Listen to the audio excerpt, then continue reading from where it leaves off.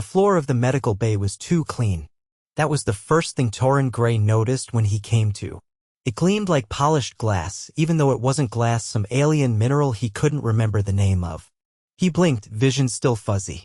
A dull ache throbbed in his ribs, and his left arm felt like it had been used as a baseball bat by a gorilla.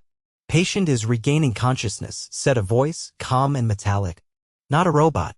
Not quite alive either. The alien standing over him had a head shaped like a stretched-out pear, with large, unblinking eyes and no visible mouth. A translator pinned near its neck buzzed softly. Torrin groaned and tried to sit up.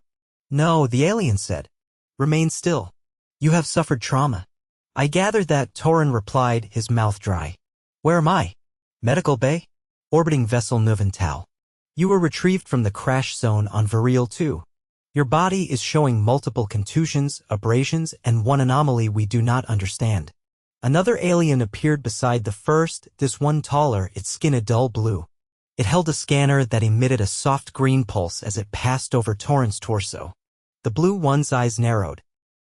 "This coloration is not stable," it said. "It is spreading. Observe the discoloration along the lateral thoracic region." Torrin turned his head slightly to look. A large bruise bloomed across his ribs, deep purple at the center, fading to a sickly yellow at the edges. The first alien leaned closer, its gaze intent. "What is this?" it asked. "Is it necrosis?" Torrin blinked. "That? No, that's just a bruise." The blue one checked the scanner again. "It is inconsistent with our known trauma patterns. It appears fluid, erratic, possibly parasitic." Torrin chuckled, then immediately winced. His ribs lit up in protest. "It's not parasitic. I got hit pretty hard. It'll change color in a few days." Both aliens turned to each other, then back to him. "Change? Color?" "Yeah," Torrin said, settling back against the inclined bed. "First purple, then greenish, yellowish. Eventually it fades." The blue one stepped back, as if the bruise might leap off his body. "Wait," Torrin said. "You've never seen a bruise before?" "We are unfamiliar with dermal pigment fluctuation as a result of trauma," the first alien said. "This is not typical in our species." "Well, it's not typical in ours either. I mean, it's not ideal. But it happens." The blue alien turned to a console, tapping rapidly. Torrin could hear the translator struggling to keep up. "What's your name?" the first alien asked. "Torrin. Torrin Graye.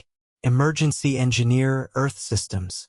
I was sent to fix the communications relay on Variel 2. Guess it didn't go well." "You were in a shuttle that collided with falling debris," the alien said. "You were unconscious for 16 hours. We stabilized your vitals, but your skeletal structure is unusual." "You mean fragile," Torrin muttered. The blue one returned, holding a slim tablet-like device. "We have compared your anatomy to the known human database. You have 2 fractured ribs, 1 hairline fracture in the left radius. No internal bleeding detected. Your dermal coloration remains unstable." Torrin raised an eyebrow. "It's a bruise, not a bomb. We require further testing. I'd rather you didn't poke at it too much. Trust me, it hurts just fine on its own." The blue one gestured, and a third alien entered, shorter, pale green, with a flowing robe that looked too ceremonial for a medical bay. "Healer Varn," the first alien said. "Senior Xenomedic." Varn approached and stared at Torrin's bruise. "Remove the bandage," Varn said. "There is no bandage," the blue alien replied. Varn tilted his head. "Then remove the skin." "Whoa, whoa, whoa." Torrin sat up despite the pain. "Nobody's removing anything." Varn blinked slowly. "Then how are we to see beneath it?" "Use your scanner thing." "Our scanners do not interpret human pigment change as meaningful data," the blue one said. "We get only heat signatures and blood flow." Torrin exhaled. "Listen, this isn't a medical emergency. It's just a bruise. I don't need surgery." Varn moved back, clearly disturbed. "Your kind alters color when injured?" he asked. "Not on purpose," Torrin said. "It's just what happens. Blood vessels break under the skin, the body reabsorbs it over time. Pretty normal. Does it spread? Varn asked carefully. If it's a bad hit, yeah. But not like a disease. It's not contagious. The three aliens huddled near the console, whispering in soft, clicking syllables. Torrin lay back, eyes on the ceiling. His ribs ached with every breath. He couldn't tell if they were more afraid of him or for him. A few minutes later, the first alien returned with a small device. We will monitor the bruise's progression. No invasive procedures for now. Thanks, Torrin said. Appreciate it. You must remain under observation. For how long? Until the discoloration ceases. Torrin let out a quiet groan. It's going to be at least a week. The alien looked alarmed. A week. Maybe more. Depends. Varn turned to the others. We must isolate him. Hey, Torrin said. You said it yourself, it's not contagious. Not for us, Varn replied. But if your body changes color for a week, what else might it do? I'm not going to explode, Torrin said. Varn didn't look convinced. They moved him to a separate chamber, glass walls, a single bed, and a monitoring unit that beeped gently every few seconds. Meals arrived via a small hatch. He spent the first day trying to stretch without aggravating his ribs and the next two explaining to every new medic that the bruise was normal. On the fourth day, the bruise had turned from purple to greenish yellow.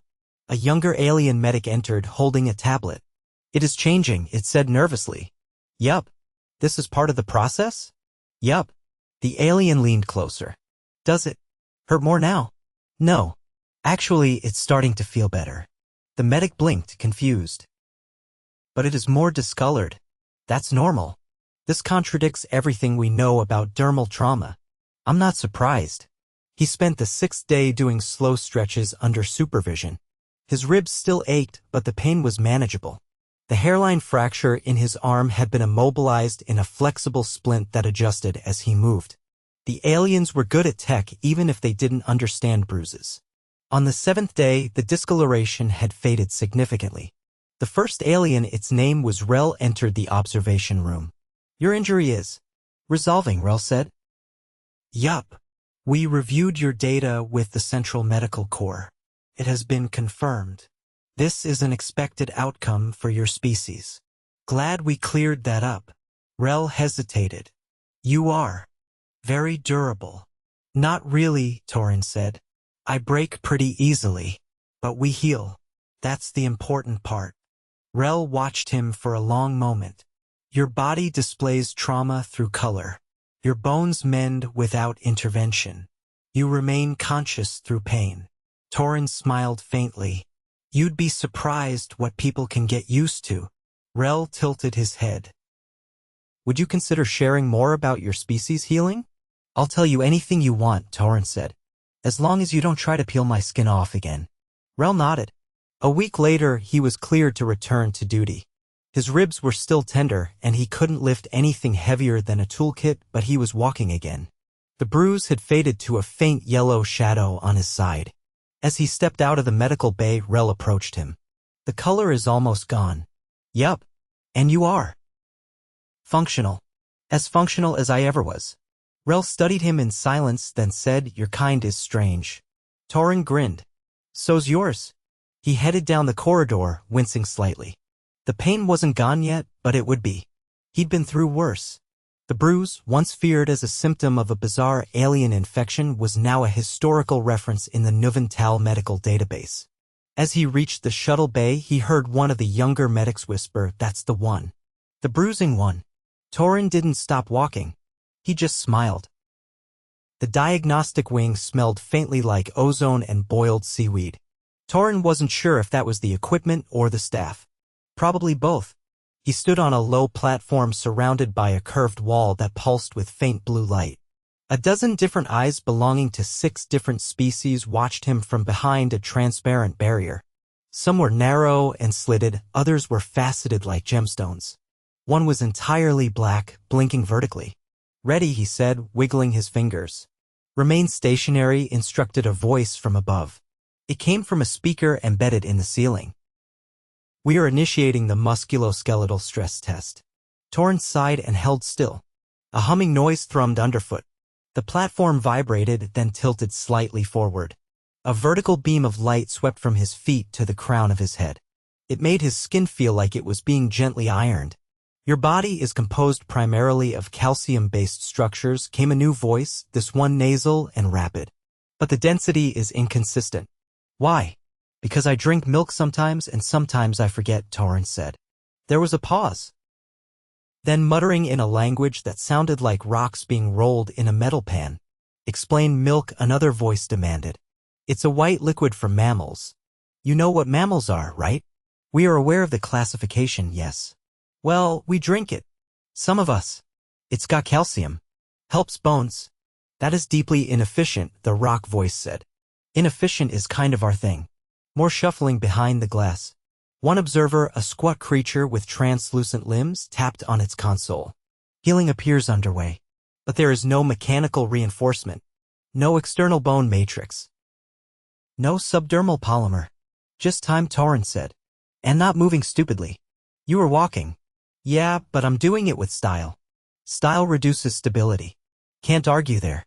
The platform rotated, tilting him backward this time. He waved to the observers as he went horizontal. Your species lacks internal redundancy in key systems, said the translucent-limbed one. No backup organs. No regenerative limbs. No reactive skin plating. Yup. And yet somehow you persist. Torrin grinned as the machine scanned his legs. That's what we do.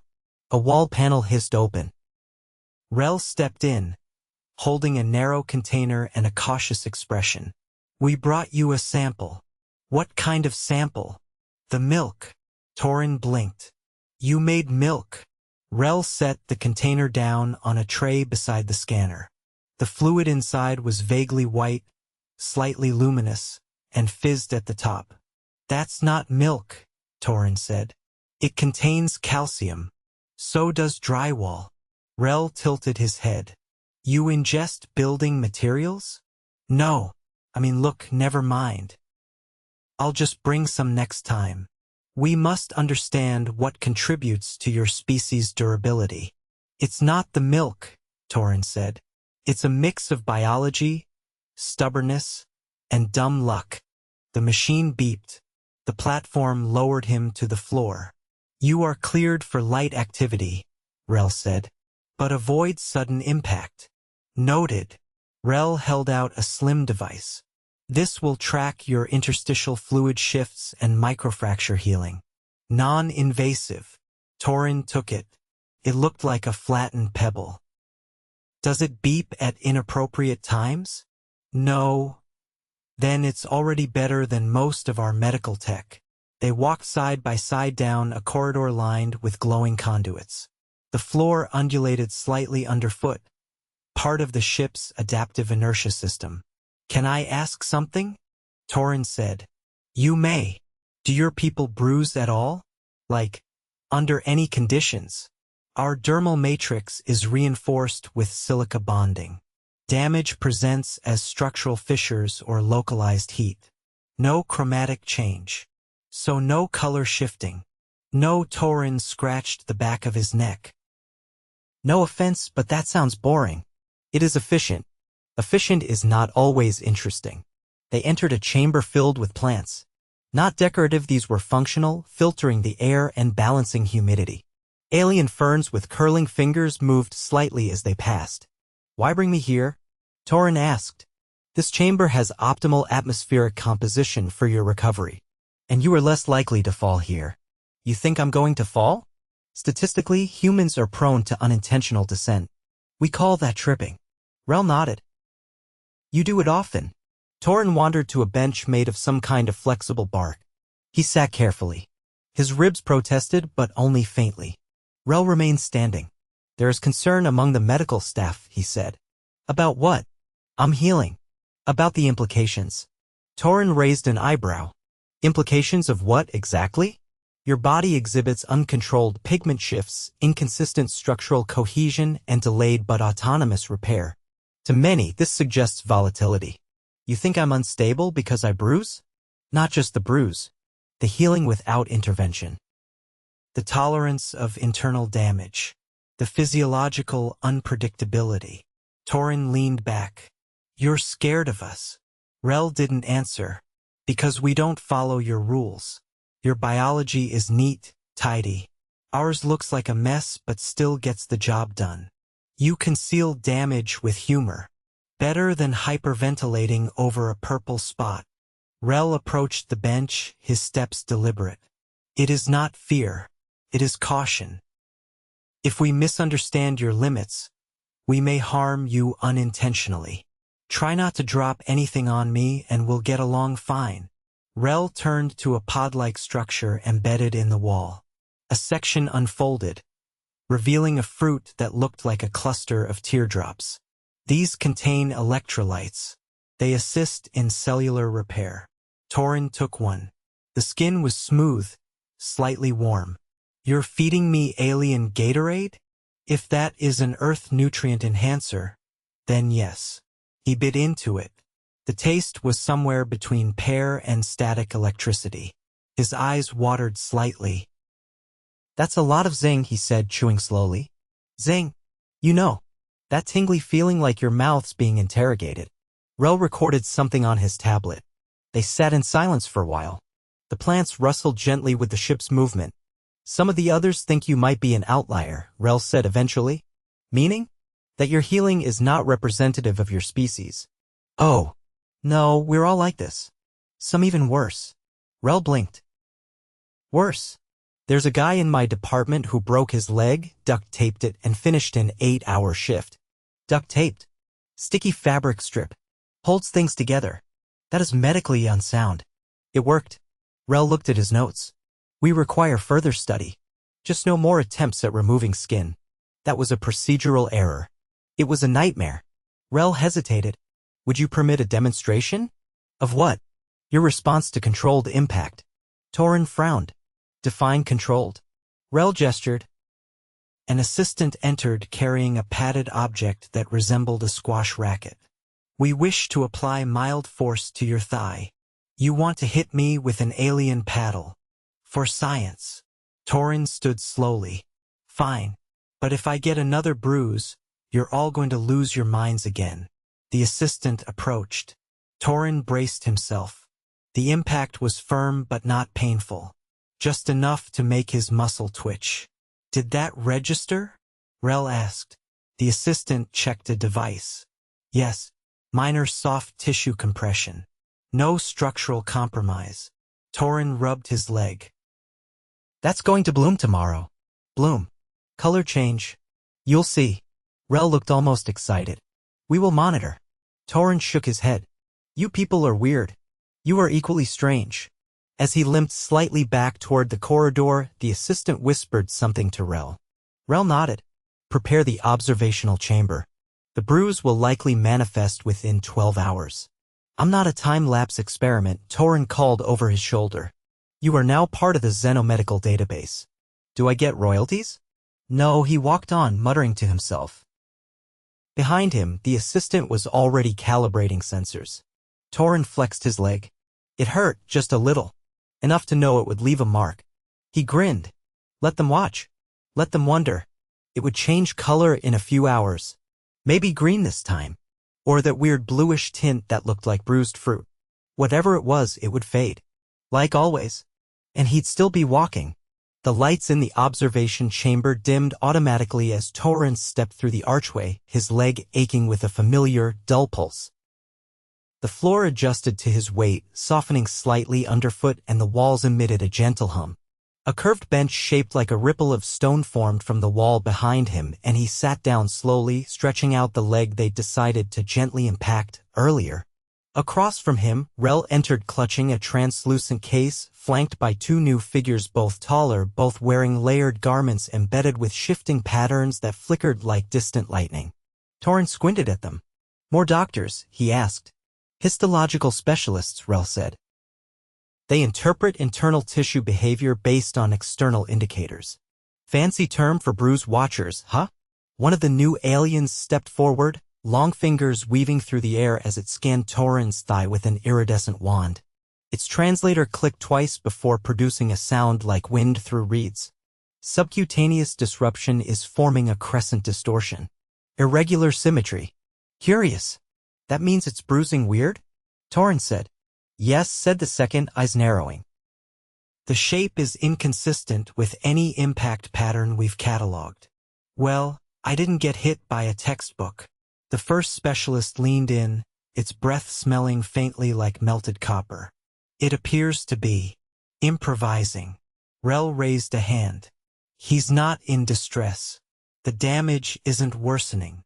Not yet, the second replied. But if the pigmentation continues evolving unpredictably, it won't, Torrin said. It's just how the healing looks.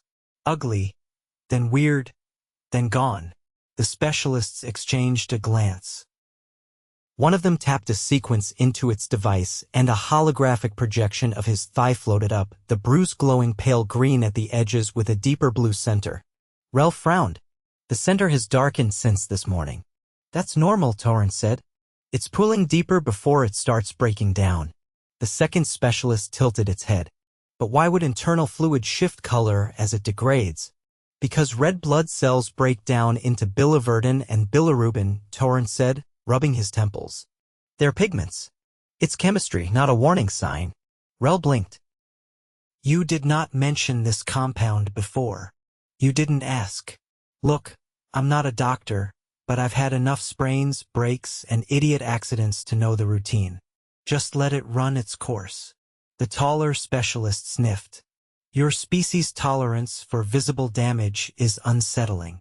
Try growing up on a planet where falling off things is a rite of passage. Rel gestured to the bench. We'd like to observe the area under a different light spectrum, infrared and ultraviolet. Torrin leaned back. As long as it doesn't sting or buzz. Knock yourselves out. The lights shifted. The chamber filled with a faint violet haze, and one of the specialists began circling him, studying the screens on its chest plate. Metabolic activity is elevated in the region. Because it's healing, Torrin muttered. The second specialist walked behind him, holding a flat disc that emitted a low-frequency hum. We are detecting microcapillary restructuring. The body is attempting to reinforce the area. Yeah, it's shoring up the weak spots. That's the whole point. The first one stopped in front of him. Does this process ever go wrong? Sometimes. If the blood pools too badly, you can get a hematoma. Nasty lump. Hurts like hell. The three aliens conferred in a rapid stream of syllables. Rel turned to him. We believe we have identified the final pigment stage. A pale yellow? Yep. That's the home stretch. Rel looked puzzled. But it is the least saturated of all. It means it's almost done. Fascinating, murmured the taller specialist. A healing system that becomes less visible as it completes restoration. Elegant in its own chaotic fashion. See, Torrin said. We're not just weird, sometimes we're poetic. Rel tapped his tablet. You've been cleared for full movement tomorrow, assuming the color continues to fade. Torrin raised an eyebrow. No more poking, scanning, or accidental whacking? Correct. You will be released from observation. The second specialist approached him with a small, sealed container. We synthesized a topical agent to assist in resolving the discoloration. Derived from native virile flora. Torrin opened it and sniffed. Smells like mushrooms and nail polish remover. It is non-toxic. Appreciated. But I think I'll let nature finish this one. The specialist didn't press. Instead, it marked something on its device and stepped back. The light in the room returned to its original hue and the humming faded. You'll want to document all this, right? Torrin said, rising slowly. Rel nodded. The data will be archived and referenced for future encounters. Well, next time someone from Earth gets bruised, you'll be ready with your color charts. The door to the chamber slid open. Torrin stepped into the corridor, walking with only a faint limp. The dull ache had eased into a manageable stiffness. Rel followed him. We've added a new entry in the medic database, Rel said. Let me guess, human dermal anomaly. Benign chromatic trauma? Rel tilted his head. Close. We called it transient subdermal bloom phenomenon. Torrin laughed. Sounds like a flower that bites. No, Rel said, then paused. Actually, that is not inaccurate. They passed a group of technicians adjusting the ship's internal temperature modules. One of them turned and stared at Torrin's leg, then quickly looked away. They're still nervous, huh? Some remain unsettled by the idea of internal bleeding as a non-critical event. Tell them to try high school wrestling. Rel didn't respond immediately. When he did, his voice was quieter. You've challenged many of our assumptions. Torrin glanced at him. About medicine? About tolerance, resilience, what constitutes a threat, and what constitutes recovery. They stopped near a viewport. The stars outside blurred slightly as the ship adjusted its course. You've adapted without guidance, Rel continued. Even as we misunderstood your condition. That's just being human, Torrin said. Half of our medical history is figuring out what doesn't kill us and working backward. Rel's fingers twitched near his tablet. Will you report this incident to your command? Sure. But they'll just laugh, ask if I got a cool scar, and move on. No scar. Not from a bruise. Rel's eyes narrowed. Then what leaves a scar? Sharp things. Hot things. Really bad decisions. Rel considered that, then nodded. Torrin turned toward the crew quarters. You want a real medical mystery? Come visit Earth during flu season. Flu. Don't worry. It's not contagious across species. Probably. Rel hesitated, then said, we'll decontaminate the observation chamber thoroughly. Good plan. As Torrin walked away, the ache in his leg already fading, Rel remained by the viewport. The stars glinted cold and distant, but something about them felt slightly less alien now. Inside the chamber, the bruise had already begun to fade.